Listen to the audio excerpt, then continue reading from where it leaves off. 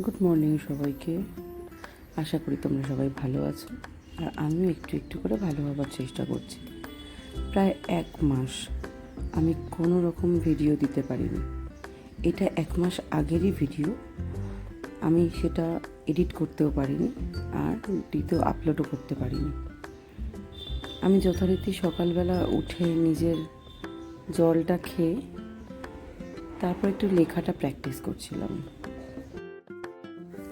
যারা আমার ভিডিও দেখে তারা জানে আমি ক্যালিগ্রাফি আর্ট শিখি, সেটারই একটা পার্ট এটা ইঙ্ক পেন দিয়ে লিখছি। আর এখন অনেকটা দিন পার হয়ে গেছে, তো এখন আমি ব্রাশ পেন দিয়ে ইউজ করছি। ইঙ্ক পেন দিয়ে লেখা যতটা সোজা, আর ব্রাশ পেন দিয়ে লেখা ততটাই কঠিন।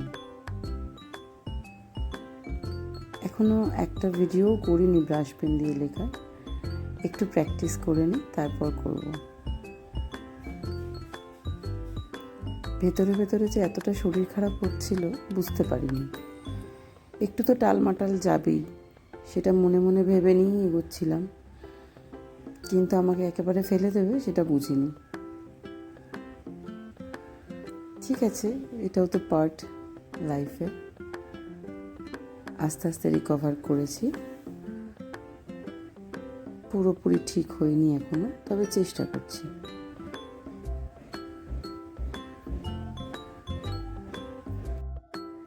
দিনগুলো যেমন চলে গেল, অনেক কিছু পারও হয়ে গেল, তোমাদের সাথে সেগুলো শেয়ার করতে পারলাম না। তার মধ্যে পিকায়ের বোর্ডস এক্সামের লাস্ট দিন ছিল 27th। ভেবেছিলাম অনেক কিছু করব, সেটা আর হয়ে উঠল না। আর যেটা সব থেকে খারাপ হলো সেটা হলো আমি যে ডায়েটটা চালু করেছিলাম সেটা একেবারে বন্ধ হয়ে গেল। তবে থ্যাঙ্ক গড যে আমার ওজনটা বাড়েনি। আমি কিন্তু খাওয়া দাওয়া করছি, ডায়েট ফলো করতে পারছি না, কিন্তু যেটুকু ওজনে ছিলাম সেটুকুতেই আছি, ওজনটা বাড়েনি।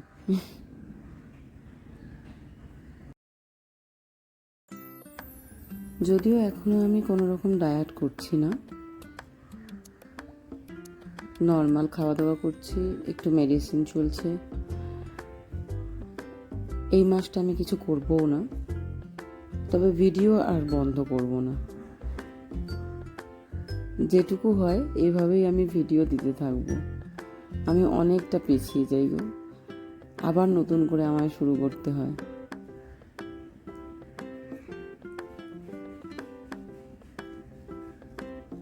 এই মাসটা একটু হাতে নিলে বোধহয় পুরোপুরি সুস্থ হয়ে যাব, আর মে মাস থেকে আবার আমি শুরু করব ডায়েটিংটা। তবে আমি যোগা যাওয়াটা শুরু করেছি। যোগাতে গেলে না মেন্টাল হেলথ অনেক ভালো থাকে, নিজেকে অনেক তাড়াতাড়ি সুস্থ করে তোলা যায়।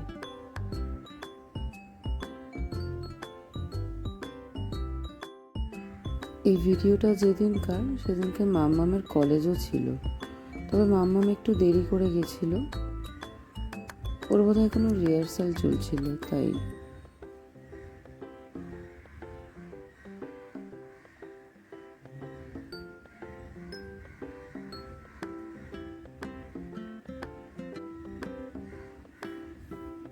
মাম্মাম চলে গেল, আর আজকে আমি চা খাবার পর কিছু খেতে ইচ্ছা করছিল না। আমি ব্রেকফাস্টে নিয়েছিলাম একটা খেজুর আর একটু ছাঁচ।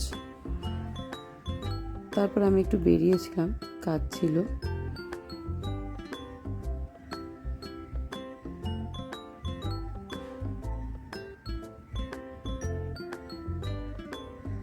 আসলে তখনই মনে হচ্ছিল আমি প্রচণ্ড উইক লাগছিল, বাইরে বেরিয়ে কোনো কাজ করতে পারছিলাম না।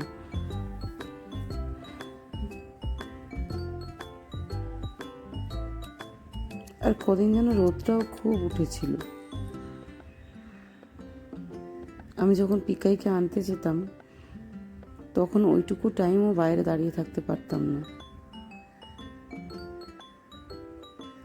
কাজ সেরে ফেরার সময় রাস্তায় একটু ডাব খেয়েছিলাম। এখন তো বেরোনো হয় না চট করে, তাই ডাবটাও চোখে পড়ে না, খাওয়া হয় না। আগে একজন ছিল জানো, বাড়িতে রোজ ডাব দিয়ে যেত, এখন সেও আর আসে না।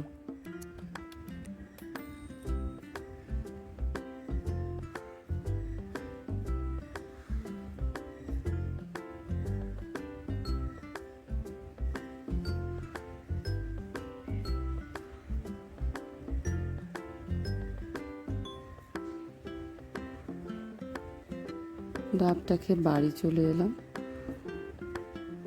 আর এদিকে দিদি আমার খাবার বেড়ে দিয়েছিল, তখনও তো বুঝিনি শরীরটা এত খারাপ করবে, তাই ডায়েটের খাবারই ছিল। ডালিয়া, ঢেঁড়স সিদ্ধ, একটু আলু পোস্ত, বেগুন ভাজা, শসা। ততক্ষণে মাম্মামও এসে গেছিলো, আমি আর মাম্মাম একসাথেই খেলাম। আর তারপরে আমি ফ্যাট কাটার ড্রিঙ্কটাও নিয়েছিলাম।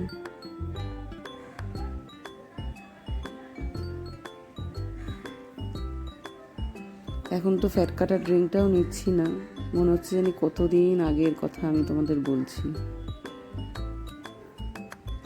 আজকে না আমি শুইনি, অনেক দিন পর একটু বই নিয়ে বসেছিলাম, অনেক দিন বই পড়া হয়নি।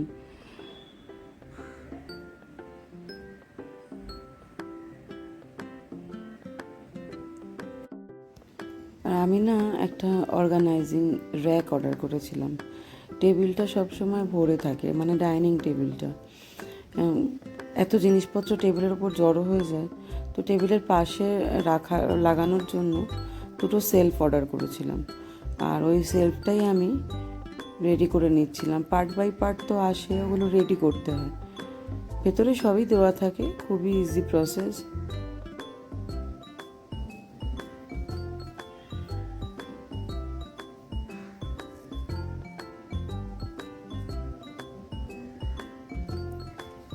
টেবিলের পাশে লাগিয়েছি, এতদিন তো তোমাদের কিছু শেয়ার করা হয়নি, অনেক কিছুই যোগ হয়েছে ঘরের মধ্যে। আর ওটা লাগাতে জায়গাটাও ভালো লাগছে, টেবিলটাও অনেকটা ফাঁকা হয়েছে। আগে তো যা পারতাম সব টেবিলের উপরেই জড়ো করতে থাকতাম, খাবার টেবিল মনে হতো না।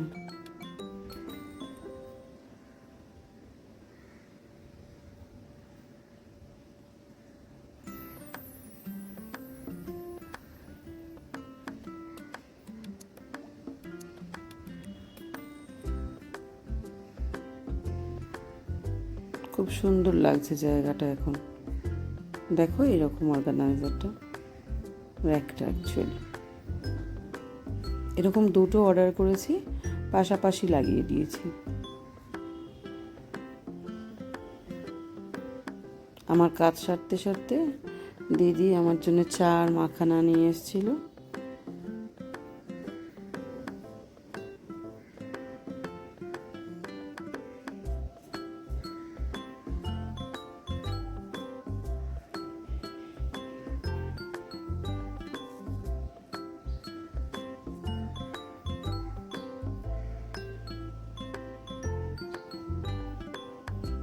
দিদির সাথে কথা বলছিলাম, তারপরে মাম্মামকে জিজ্ঞাসা করলাম ও কি খাবে।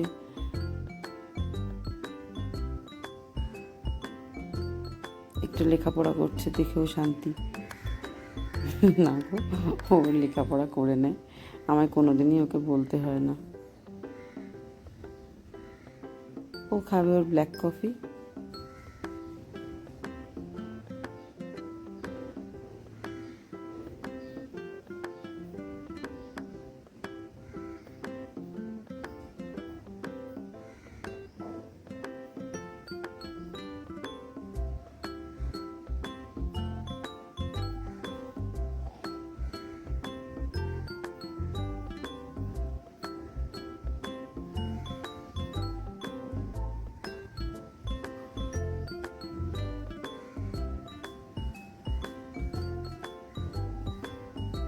ওকে ওর কফিটা দিয়ে এলাম।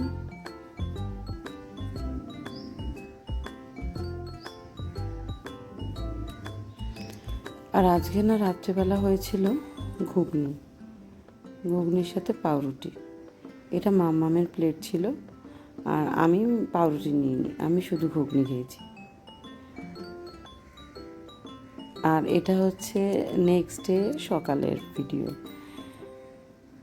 এই দিনই আমি লাস্ট ভিডিও শ্যুট করেছিলাম। পাতাগুলো প্রচণ্ড ধুলো পড়ে থেকে থেকে এগুলো আমি মুছে দিই সব সময়, দেখতেও ভালো লাগে আর গাছটাও একটু নিঃশ্বাস নিতে পারে। এত ধুলো থাকলে তো আর পাতাগুলো দেখতে ভালো লাগে না। আর সকালে না আমার ব্লাড নিতে আসার ছিল,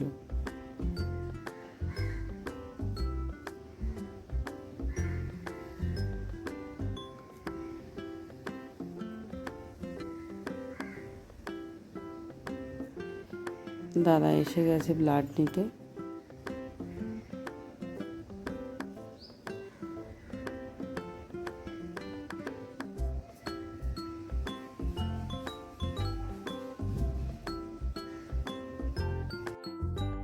দেখো র্যাকটা লাগানো হয়েছে টেবিলের ওপরে, আরও একটা র্যাক অর্ডার করেছি আর একটা পাশে লাগাবো বলে।